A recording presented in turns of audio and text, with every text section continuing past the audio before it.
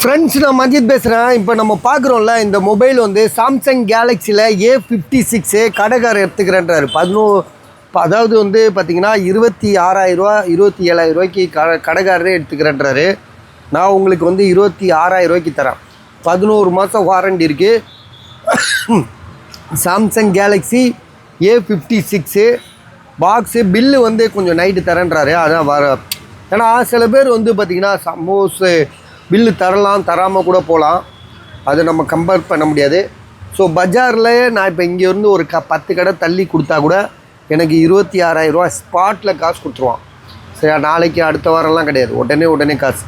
So இது வந்து பார்த்திங்கன்னா ஆன்லைனில் 45,000 இருக்குது. எல்லாருக்குமே வந்து யாருமே குழந்தை கிடையாது.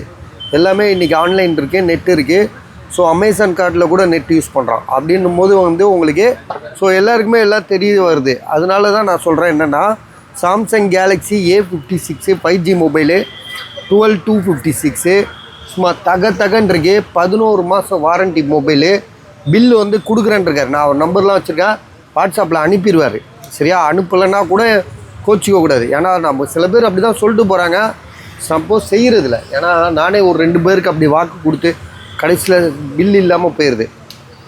சரியா? இதுக்கு பில்லு கண்டிப்பாக தருவாராடா ஆசிமே? பில்லு தரேன்னு தான் சொல்லியிருக்காரு. பில்லு தரேன் இருக்காரு.